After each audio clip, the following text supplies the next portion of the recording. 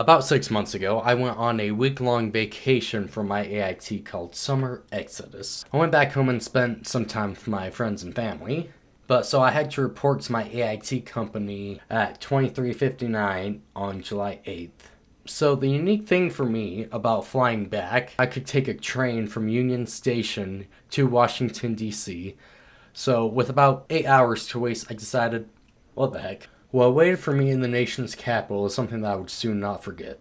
So after taking the train and arriving at the station, I was amazed by the incredible architecture and the aesthetic of the building.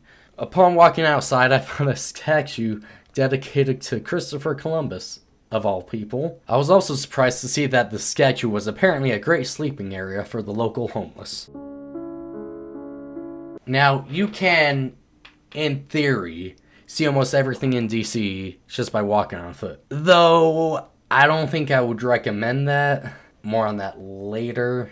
Walking down the sidewalk, I was able to catch just a glimpse of the Capitol building, and right across the street was the National Archives building. Now, unfortunately, I wasn't able to go inside either of those buildings because I was on a bit of a time crunch and they were just a little out of the way. I think I was just barely able to see the White House. I don't know if I'm either remembering it wrong or if it was just way off the beaten path. I didn't get a picture of it. It was just like, oh, I think that's the White House. But again, I didn't go there, obviously.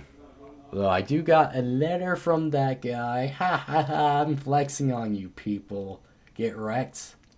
It's probably not that big of a flex, but I don't care. One thing that stuck out to me about DC is that it's just kind of like any other city. Homelessness, people trying to sell you stuff that you don't want, and a whole bunch of tourists. Oh my gosh! Now, I don't think I captured any of it on video, but I swear every possible parking space on the side of the road was occupied by a random food truck. Like, I kid you not, there was a line of food trucks going for like miles in DC. It was insane. And no, I did not try any of them. I was trying to save money at that time. Now, see, that unfortunately did take the wind out of my sails a little bit. Like, on one hand, there's these awesome historical landmarks that I've learned about in school, and of course that you've seen in movies 1,000 times. And then, in the same image, you see someone selling a ball of water for $10 a pop. With it being a hot day and me not having water, I unfortunately fell for that. So, the Washington Monument. I mean, it was alright. I mean, it's a big noodle. But one cool thing that I did see that you might not be able to tell in the movies is that they use two different types of brick when, like, constructing it. It's a needle, like, what do you want me to say? I mean, no disrespect to the architect, but that doesn't really look like George Washington. So between the Washington Monument and the Lincoln Memorial, there is the World War II Memorial. And that, honestly, is probably one of the most impressive memorials of the entire National Mall. It was so cool. Me having a lot of family that served in World War II, it was incredible to see the memorial. Especially with their campaigns and theaters literally etched into the stone. That was very cool. If there's one that I recommend you see, I highly recommend you go and see it. I don't even have that many photos or videos for that one. I was just so enamored by it. And the next one, not so much. The water looks a little bit dirty. Oh. I'm sorry, but when the goddamn water in the, what the fuck is it called? The reflecting pool. Yeah, fucking amazing name. Like, yeah, at a distance, looks fine. Cool name. Works amazing. But up close, that water was so fucking gross looking. It was insane. Also, I must say, the walk to the Lincoln Memorial sucked. And, like, I don't even know what they were doing there. Like, it seemed like they were doing some type of construction, but I could not for the life of me tell you what it was. So, around the pool, there's these gate things. I still have no idea what the point of them were. Mainly because the fact that they didn't even fully connect. So, again, I ask, what's the point? So when I finally got to the structure, they're doing like some construction on it. Like there's these cones around and like this random wooden thing, and like there was these barricades that were blocking off part of the entrance, but you're still able to go inside. So again, what was the point of that? Now I will say, actually seeing the Lincoln Memorial in person for the first time was pretty breathtaking, not gonna lie. I mean, even with the crowd of people in that structure, it was still amazing to be there. And I was able to get quite the bit of photo and video while I was there. But at that point, you can literally see the sweat running down my face. So I figured it was about time to check out the museums. Oh, and also there's this World War I memorial. I literally only have this photo of it because it was way off to the side and there's barely anyone there, and I am almost certain, I can almost guarantee that most people don't even know about it. The Smithsonian, specifically the American History Museum, home of iconic pieces of American history like R2-D2 and C-3PO, Kermit the Frog, Dorothy's ruby slippers, the MASH direction pole, George Reeves' Superman costume, Muhammad Ali's robe, Sandy Koufax's glove, a Babe Ruth autographed baseball, and John Quincy Adams' cane. Now, I'm just kidding about the last one. That was in a different section. One thing I did like about the museum was that they had it divided throughout different sections, like American pop culture, American history, all that kind of stuff. Now, you know you're entering the American history section when you pass the statue of George Washington looking like a Greek god. Very, very interesting design choice. Now, after passing the statue, you are greeted with a portrait of George Washington, followed by his actual epaulets. I don't know why. I know that word. I don't know why when I read it, it was so bad. Followed by his actual epaulets from his uniform. You know, the things you see on the shoulders and like paintings and stuff. Then, to my sheer astonishment, and at the time confusion, there's just George Washington's uniform, you know, just there. I kept going and I found some other cool things, like the uniform that Andrew Jackson wore during the Battle of New Orleans. Like, what? I don't even like Andrew Jackson. Not even a little bit. But that is insane. One thing that was very cool that I couldn't really get a picture of was this corner filled with various photos and daguerreotypes, like the original ones.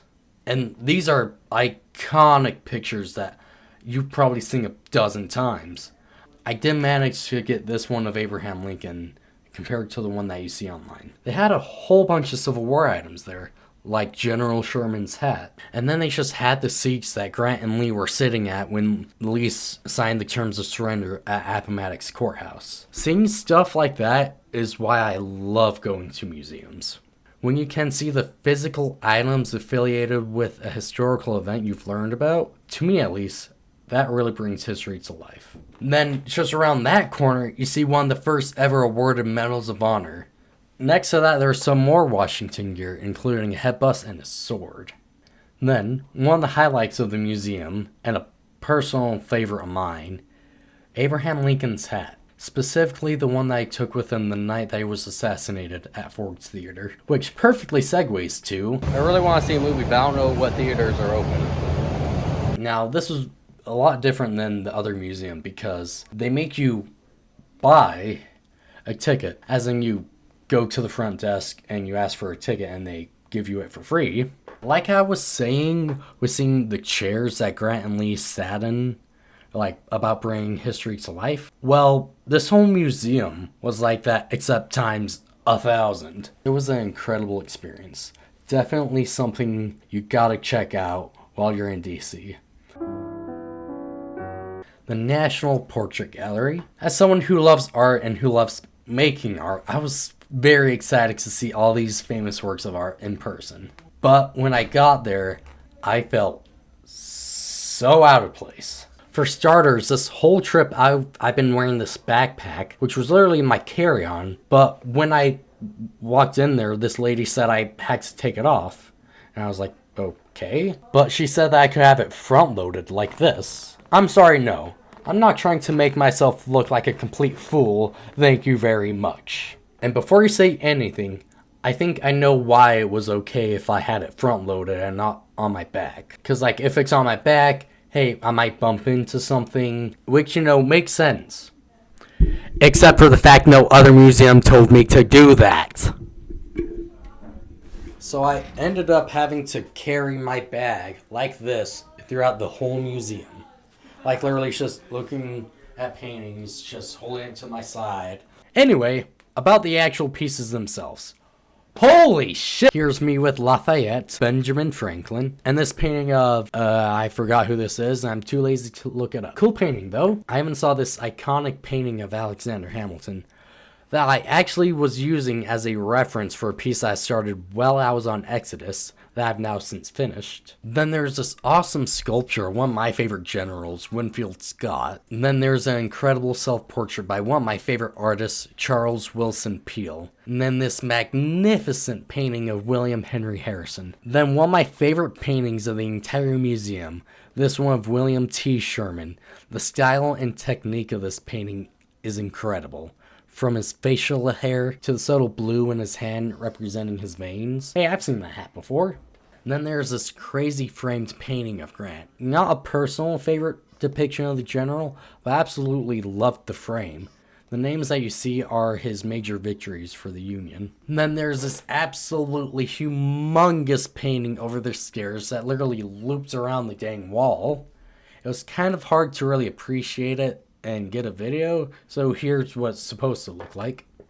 Now we're in the Hall of Presidents. John Quincy Adams, my favorite president, Zachary Taylor, James K. Polk. I love the detail that you see in his eyes and his hair. Benjamin Harrison. I really like this one because you don't often see portraits done horizontally. This incredible study of FDR for a painting that didn't end up happening. Look how amazing the detail in his hands looks. Wow. Tricky Dick Nixon, who I don't really like, but I do love Norman Rockwell. This very cool sketch of Theodore Roosevelt in his military uniform. And then there's this painting of General Leonard Wood, made by the great John Senior Sargent. Now, Leonard Wood was the namesake of the military base where I attended basic training, so it was very cool to see this painting in person. Plus, they had the famous White House portrait of Teddy Roosevelt, also made by Sargent. And after that, I about ran out of time. Caught an Uber and reported back to the company to resume AIT. Now, after visiting all those places in just a couple hours, I bet you are all wondering how many miles I ended up walking. Well, according to my health app, nearly 30,000 steps, which more or less rounds to about 15 miles. Yeah, this is what my shirt looked like after. Now, the big question is, would I go back to DC? Sure, granted probably not for a long time. There's a lot of things that I did miss out at some point I would love to see.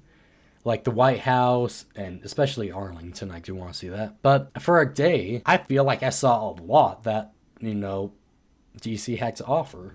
I guarantee if I had a week there, I wouldn't be able to see everything that I would want. There was only a handful of gripes that I had that unfortunately did bring down my enjoyment of DC significantly. But a huge plus side that I found out is that all the museums, or at least the ones that I saw that you've been listening to me talk about, they were completely free, and that I think that is awesome. Now, next time for sure, I'm going to go with a group of people. Like, yeah, it was cool looking at all the sites, but I feel like this is something that you gotta experience with either your friends or your family. And heck, if I do end up going again, I'll probably vlog my experience properly. So let me know what you think of this video. If you would like to see more reviews or personal stories in the near future. And if you yourself have been to DC, let me know what you thought about it. And if you're new here and enjoy what I do, please do consider subscribing and checking out some of the other videos that I've made. Thank you all so very much for watching, and I'll talk to you guys later.